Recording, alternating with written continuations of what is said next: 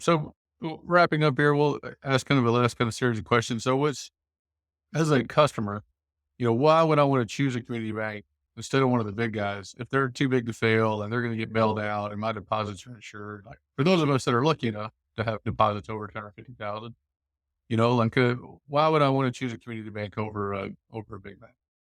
I think you have to ask, like, really, how risky is your bank to begin with, right? Again, go back to that qualification that I started with on Silicon Valley Bank. 90+% of their deposits were uninsured.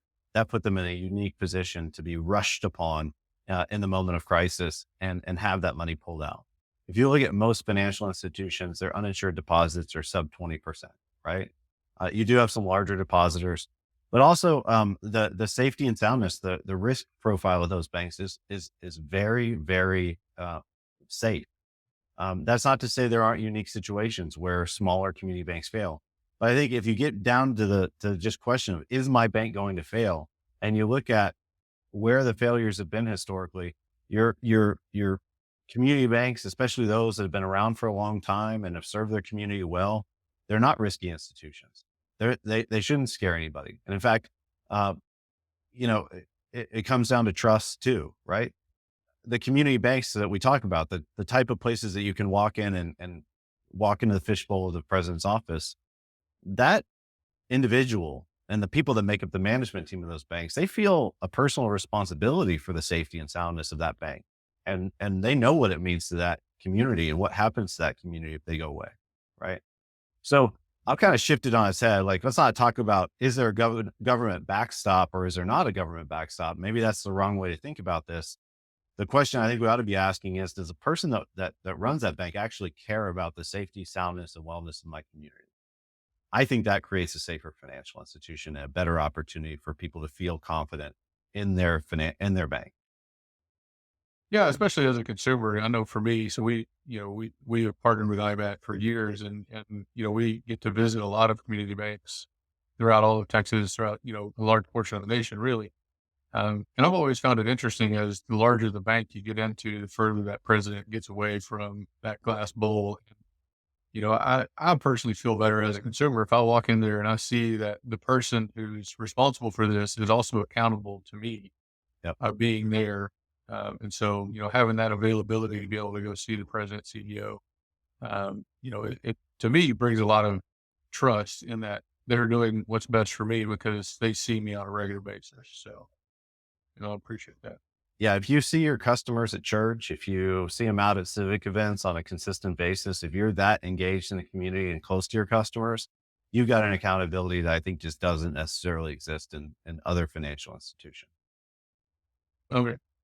So, Christopher, what do you see for the future of community banking throughout the nation? The good news, Cal, is that community banking is safe, strong, sound, and well. What we've got to do is create more opportunities for community banks to be creative and really turn the tide on what we've seen over the last decade. We need uh, localized, relationship driven banking in this country. Yes, technology is great. Yes, we all love the tools and gadgets to make sure that we don't have to go into a bank branch unless we need to.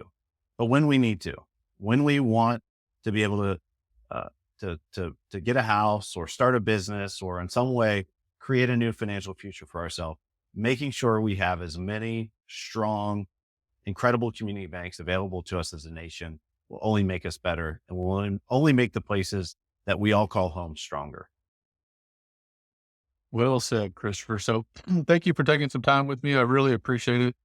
I think that you guys, you and the team at IBAT do an amazing job and really kind of set the standard for education and training and compliance assistance for banks throughout the nation, really, and go well beyond the Texas borders and helping support other industry or other associations as well. And we're very blessed to be partnering with you guys, and think you do an amazing job.